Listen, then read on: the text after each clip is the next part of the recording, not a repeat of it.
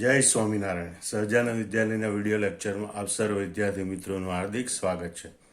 ધોરણ 11 રસાયણ વિજ્ઞાન પ્રકરણ 1. આ લેક્ચરમાં આપણે પરમાણુ દળ વિશે અભ્યાસ કરીશું. એમાં આપણે આટલા મુદ્દાનો સમાવેશ કર્યો છે. પરમાણુ દળ ખૂબ ઓછું હોય કારણ કે પરમાણુ અત્યંત નાના હોય, છતાં પરમાણુય દળનું માપન અત્યારે હાલમાં ચોકસાઈપૂર્વક સ્પેક્ટ્રોમેટ્રી પદ્ધતિથી કરવામાં આવે છે. પરમાણુ દળ એ સાપેક્ષ હોય છે. શરૂઆતમાં એને હાઇડ્રોજન સ્કેલની મદદથી નક્કી કરવામાં આવતું, ત્યાર પછી ઓક્સિજન સ્કેલ આવ્યો, હાલમાં કાર્બન સ્કેલની મદદથી નક્કી કરવામાં આવે, જેમાં કાર્બન 12 જે કાર્બનનો સમસ્થાનિક છે એને પ્રમાણિત ગણ્યો, એની સંજ્ઞા C12 વડે દર્શાવાય, એનું પરમાણુ દળ 12 AMU સ્વીકારી લેવામાં આવ્યું. એના આધારે પરમાણુ દળ અને પરમાણુ દળ એકમની વ્યાખ્યા આપવામાં આવી એ જોવાનું. AMU જે પરમાણુ દળનો એકમ છે અને દળનો સામાન્ય એકમ ગ્રામ, એની વચ્ચેનો સંબંધ તારવવાનો. હાઇડ્રોજનનું દળ ગ્રામમાં અને પરમાણુ દળ AMUમાં આપણે નક્કી કરવાનું. તો આટલા મુદ્દા એક પછી એક આપણે વિગતવાર ભણવાના છે. તો સૌથી પહેલાં આપણે જોઈએ કે ભાઈ પરમાણુ દળ કેમ અત્યંત ઓછું હોય છે. આપણે જોઈએ કે પરમાણુય દળ એટલે કોઈ પણ એક પરમાણુનું દળ એ ખૂબ જ ઓછું હોય છે કારણ કે પરમાણુઓ અત્યંત નાના હોય છે. જોકે હાલમાં અતિ આધુનિક પદ્ધતિ દળ સ્પેક્ટ્રોમેટ્રીની મદદથી વધુ ચોકસાઈપૂર્વક પરમાણુ દળ નક્કી કરવામાં આવે છે. એના માટેનું જે સાધન છે એને માસ સ્પેક્ટ્રોમીટરના નામથી ઓળખવામાં આવે છે અને તેની મદદથી પરમાણુઓનું દળ છે એ ચોકસાઈપૂર્વક હાલમાં નક્કી કરી શકાય છે. પરંતુ 19મી સદીમાં એક પરમાણુનું દળ બીજા પરમાણુના દળની સાપેક્ષે નક્કી કરવામાં આવતું હતું. હાઇડ્રોજન કે જે સૌથી હલકો પરમાણુ છે તેનું દળ 1 સ્વીકારવામાં આવ્યું હતું અને એની સાપેક્ષમાં અન્ય પરમાણુઓના દળ દર્શાવવામાં આવતા હતા. આમ તો એ વખતે પરમાણુની ગણતરી ની કોઈ ચોક્કસ પદ્ધતિ જાણીતી નહોતી, પણ એવોગેડ્રો નિયમ ઉપરથી એવું તારવામાં આવ્યું હતું કે ભાઈ સમાન તાપમાન અને દબાણની પરિસ્થિતિ હોય ત્યારે સરખા કદમાં પદાર્થના અણુઓની સંખ્યા સરખી હોય એવોગેડ્રો પ્રમાણે. એટલે કે સમાન તાપમાન અને દબાણની પરિસ્થિતિએ વાયુઓના કદનો ગુણોત્તર એ વાયુઓના દળના ગુણોત્તર બરાબર હોય છે. કારણ કે અણુઓ જો એના જ રહેતા હોય તો એના દળનો ગુણોત્તર પણ એનો જ મળે. એટલે જો સરખા કદ હોય વાયુઓના તો અણુઓની સંખ્યા સરખી હોય. તો સમાન પરિસ્થિતિ એટલે કે તાપમાન અને દબાણની સમાન પરિસ્થિતિએ વાયુઓના કદનો ગુણોત્તર એ વાયુના દળના ગુણોત્તર હોય. અને એ વખતે વાયુનું કદ માપી શકાતું હતું. દાખલા કે હાઇડ્રોજન અને ઓક્સિજન એના કદનો ગુણોત્તર 1:1 હોય ત્યારે એના દળનો ગુણોત્તર 1:16 માલુમ પડતો હતો. એટલે કે સમાન તાપમાન અને દબાણની પરિસ્થિતિએ હાઇડ્રોજન અને ઓક્સિજનના કદ સરખા હોય ત્યારે એમના દળનો ગુણોત્તર 1:16 માલુમ પડતો હતો. એટલે કે 1 ગ્રામ હાઇડ્રોજન એ 16 ગ્રામ ઓક્સિજન સાથે સમતુલ્ય હતો. અને આમ હાઇડ્રોજન એ સૌથી હલકો હતો એટલે હાઇડ્રોજનનું દળ 1 સ્વીકારી લેવામાં આવ્યું અને પછી એની સાપેક્ષમાં અન્ય તત્વોના પરમાણુના દળ નક્કી કરવામાં આવ્યા હતા. આમ આપણે જે પરમાણુ દળ ગણીએ છીએ હકીકતમાં સાપેક્ષ પરમાણુ દળ હોય છે. મતલબ કે પહેલા એક કોઈ પરમાણુનું દળ અમુક છે એમ સ્વીકારી લેવું પડે. અહીંયા હાઇડ્રોજનનું દળ 1 છે એમ સ્વીકારી લેવામાં આવ્યું અને ત્યાર પછી એની સાપેક્ષમાં બીજા પરમાણુના દળનો ગુણોત્તર કેટલો છે એના આધારે અન્ય તત્વોના પરમાણુ દળ નક્કી કરવામાં આવે છે. ફરીથી આ વાક્ય યાદ રાખેલો. 19મી સદીમાં એક પરમાણુ દળ એ બીજા પરમાણુના દળની સાપેક્ષે નક્કી કરવામાં આવે. એ વખતે હાઇડ્રોજન એ સૌથી હલકો પરમાણુ છે એમ સ્વીકારે એનું દળ 1 સ્વીકારવામાં આવ્યું હતું અને એની સાપેક્ષમાં અન્ય પરમાણુઓના દળ દર્શાવવામાં આવ્યા હતા. અને એને હાઇડ્રોજન સ્કેલ તરીકે ઓળખવામાં આવે. પણ એની મુશ્કેલી એ હતી કે હાઇડ્રોજનનું દળ એક સ્વીકારીને જ્યારે અન્ય તત્વોના પરમાણુ દળ નક્કી કરવામાં આવે તો મોટા ભાગના પરમાણુ દળ આપણને અપૂર્ણાંક માલુમ પડ્યા હતા. અને એટલે ત્યાર પછી હાઇડ્રોજન સ્કેલને પડતો મૂકી અને ઓક્સિજન સ્કેલ લેવામાં આવ્યું હતું, જેમાં ઓક્સિજનનું પરમાણુ દળ 16 એ ગણી અને એની સાપેક્ષમાં અન્ય તત્વોના પરમાણુ દળ નક્કી કરવામાં આવતા હતા. પરંતુ હાલમાં કાર્બન સ્કેલ વડે પરમાણુ દળ નક્કી કરવામાં આવે છે.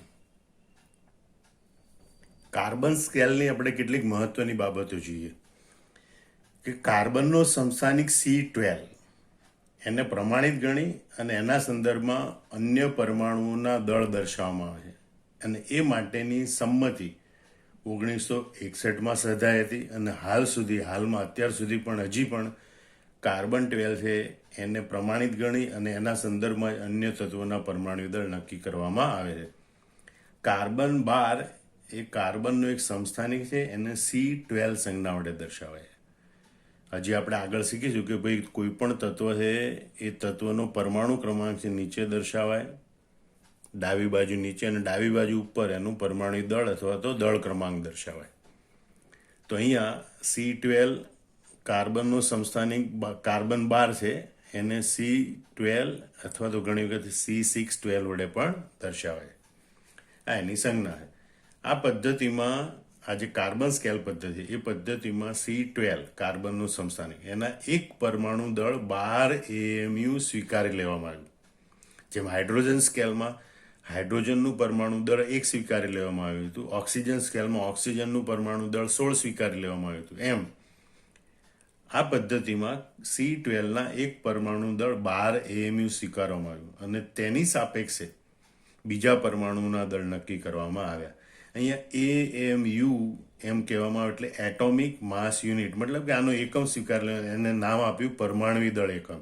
AMU એટોમિક માસ યુનિટ અથવા તો પરમાણુ દળ એકમ. એ વખતે આ દળનો પરમાણુના સંદર્ભમાં જ્યારે નક્કી કરી ત્યારે એકમ જાણીતો નહોતો, એટલે ટૂંકમાં એને AMU એકમ કહે અથવા તો એટોમિક માસ યુનિટ કહે છે, જેને ગુજરાતીમાં આપણે પરમાણુ દળ એકમ કહીએ છીએ. હવે કાર્બન સ્કેલ મુજબ પરમાણુ દળની વ્યાખ્યા જે આપવામાં આવી આ પ્રમાણે છે. કાર્બનના સમસ્થાનિક C12નું પરમાણુ દળ 12 AMU સ્વીકારી અને એના સંદર્ભમાં દર્શાવેલા કોઈ પણ તત્વના એક પરમાણુના દળને તે તત્વનું પરમાણુ દળ કહે છે અને તેને AMU એકમમાં દર્શાવાય છે. યાદ રાખજો ફરતી, કારણ કે કાર્બન સ્કેલમાં આપણે કાર્બનનો સમસ્થાનિક C12 ને પ્રમાણિત ગણ્યો અને એનું દળ 12 AMU સ્વીકારી લીધેલું છે. એટલે કહેવાય કાર્બનના સમસ્થાનિક C12નું પરમાણુ દળ 12 AMU સ્વીકારીને તેના સંદર્ભમાં દર્શાવેલા કોઈ પણ તત્વના એક પરમાણુના દળને તે તત્વનું પરમાણુ દળ કહે છે અને તેને AMU એકમમાં દર્શાવવામાં આવે છે, એટોમિક માસ યુનિટ અથવા તો પરમાણુ દળ એકમ. તો એના ઉપરથી આપણે આના જ આધારે પરમાણુ દળ એકમ એટલે કે એટોમિક માસ યુનિટ એની વ્યાખ્યા આપણે આવી રીતે આપી શકીએ કે કાર્બનના સમસ્થાનિક C12ના એક પરમાણુના દળના 1/12 અંશને અથવા તો 12મા ભાગને એક પરમાણુ દળ એકમ એટલે કે 1 AMU કહે છે. ફરીથી જોઈ લો, કાર્બનના સમસ્થાનિક C12 જો એનું દળ 12 AMU ધારી લીધું હોય તો એનો 12મો ભાગ લઈએ એટલે આપણને 1 AMU મળે.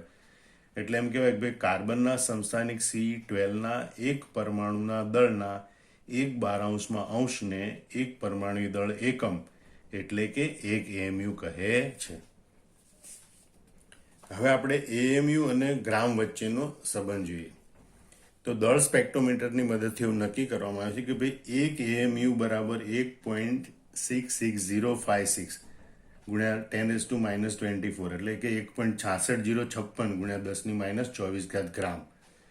એટલે 1 AMU એટલે કે પરમાણુ દળનો એકમ અને દળનો સામાન્ય એકમ ગ્રામ એની વચ્ચેનો સંબંધ ખાસ યાદ રાખવાનો, ફરીથી મગજમાં ગોઠવી લો. 1 AMU બરાબર 1.66056 ગુણ્યા 10⁻24 ગ્રામ.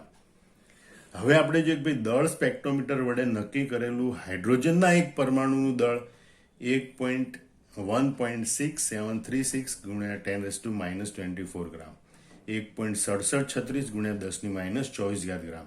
આ પણ એમસીક્યુમાં પૂછે એક હાઇડ્રોજન પરમાણુનું દળ કેટલું, હાઇડ્રોજનના એક પરમાણુનું દળ કેટલું, તો 1.6736 ગુણ્યા 10⁻⁻24 ગ્રામ. હવે આપણે એને એએમયુમાં દર્શાવવું હોય તો ભાઈ 1.66056 ગુણ્યા 10⁻⁻24 હોય ત્યારે એક એએમયુ, તો 1.6736 ગુણ્યા 10⁻⁻24 હોય ત્યારે કેટલા એએમયુ, તો એમ ત્રિરાશિ મૂકીએ એટલે આપણને હાઇડ્રોજનના એએમયુનું એકમમાં દળ માટે આ પ્રમાણે મળે, 1.6736 ગુણ્યા 10⁻⁻24 ભાગ્યા 1.66056 ગુણ્યા 10⁻⁻24. એનો ભાગાકાર કરીએ તો 1.0078 એએમયુ મળે, જેને આશરે 1.008 એએમયુ લેવામાં આવે છે. અને એટલે હાઇડ્રોજનનું પરમાણુ દળ હાલમાં 1.008 એએમયુ લેવામાં આવે છે. પણ ગણતરી કરતી વખતે આ પાછળના અંશ પદ છે એને દૂર કરવામાં આવે. એટલે જો ખરેખર ગણતરી કરવાની હોય તો હાઇડ્રોજનનું પરમાણુ દળ 1 એએમયુ લેવામાં આવે છે.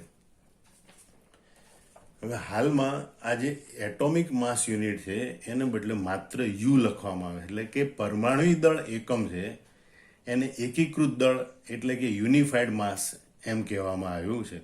અને એટલે એકમમાં જે આપણે 12 એએમયુ એમ દર્શાવતા હતા એને બદલે 12 યુ લખવામાં આવે છે.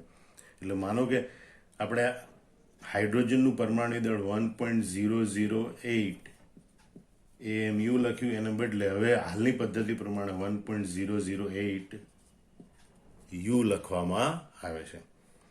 તો હાલમાં એએમયુના સ્થાને યુ લખાય છે અને એટોમિક માસ યુનિટ કહેતા હતા એને બદલે એને યુનિફાઈડ માસ કહેવાય, ગુજરાતીમાં એને એકીકૃત દળ કહે છે.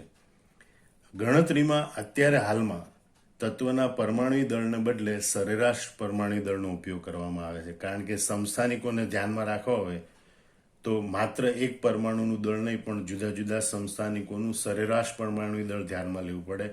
અને એટલે આપણે જ્યારે કોઈ પણ ગણતરી કરવી હોય પરમાણુ દળના આધારે તો એ તત્વોનું પરમાણુ દળને ધ્યાનમાં લેવાને બદલે સરેરાશ પરમાણુ દળ ધ્યાનમાં લેવામાં આવે. તે આપણે આની પછીના ટૂંકનોંધમાં આપણે સરેરાશ પરમાણુ દળની ટૂંકનોંધ ભણવા છે, એમાં સરેરાશ પરમાણુ દળની ગણતરી કેવી રીતે કરવાનું એ પણ શીખવાનું છે. તો આટલા મુદ્દા આપણે આ ટૂંકનોંધમાં યાદ રાખવાના. હવે ફરીથી આ ટૂંકનોંધનું ઝડપથી પુનરાવર્તન કરી લઈએ.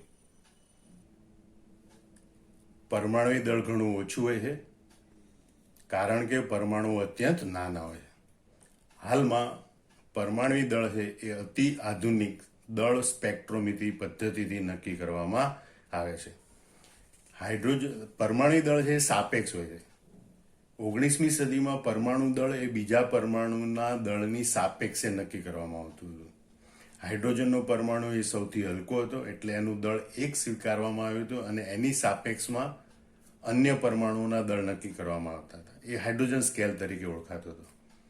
હાલમાં કાર્બનનો સમસ્થાનિક C12 એને પ્રમાણિત ગણી એના સંદર્ભમાં અન્ય તત્વોના પરમાણુ દળ નક્કી કરવામાં આવે છે. એને કાર્બન સ્કેલ તરીકે ઓળખવામાં આવે.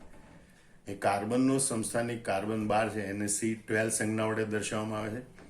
કાર્બનના સમસ્થાનિક આ C12 છે એનું પરમાણુ દળ 12 એએમયુ સ્વીકારી લેવામાં આવ્યું છે અને એના આધારે એના સંદર્ભમાં અન્ય તત્વોના પરમાણુ દળ નક્કી કરવામાં આવે છે. એના આધારે પરમાણુ દળની વ્યાખ્યા આવી રીતે આપવામાં આવી કે કાર્બનના સમસ્થાનિક C12ને પ્રમાણિત ગણી એનું પરમાણુ દળ 12 એએમયુ સ્વીકારી એના સંદર્ભમાં અન્ય તત્વોના પરમાણુનું દળ નક્કી કરવામાં આવે તો તેને તે તત્વનું પરમાણુ દળ કહે છે. અને પરમાણુ દળનો એકમ પરમાણુ દળ એકમ એટલે કે એએમયુ એટોમિક માસ યુનિટ સ્વીકારવામાં. એની વ્યાખ્યા પછી આના આધારે જ આપવામાં આવી કે કાર્બનના સમસ્થાનિક C12ના એક પરમાણુના દળના 1/12 અંશને અથવા તો 12મા ભાગને એક પરમાણુ દળ એકમ એટલે કે એટોમિક માસ યુનિટ કહે છે.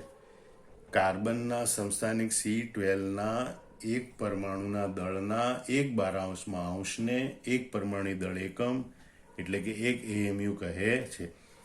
એએમયુ અને ગ્રામ વચ્ચેનો સંબંધ તારવવા માટે એક એએમયુનું દળ સ્પેક્ટ્રોમેટ્રી પદ્ધતિથી નક્કી કરવામાં આવ્યું. માલુમ પડ્યું 1.66056 એક AMU બરાબર 1.66056 ગુણ્યા 10⁻24 ગ્રામ. તો હાઇડ્રોજનનું સ્પેક્ટ્રોમેટ્રી પદ્ધતિની મદદથી દળ માલુમ પડ્યું 1.6736 ગુણ્યા 10⁻24 ગ્રામ, અને એની મદદથી એનું પરમાણુ દળ નક્કી કરવામાં આવ્યું 1.008 AMU. પણ હાલમાં આ AMU એના બદલે યુ સંજ્ઞા વાપરવામાં આવે છે. એટોમિક માસ યુનિટ AMU એને બદલે યુનિફાઈડ માસ કહેવાય, એટલે કે એકીકૃત દળ તરીકે ઓળખવામાં આવે છે. આમ આટલા મુદ્દા છે બરોબર યાદ રાખી, ટૂંક નોંધ બરોબર મોઢે કરી નાખવાની, અને મોઢે કર્યા પછી જ નોટબુકમાં જાતે લખી નાખવાની. જય સ્વામિનારાયણ.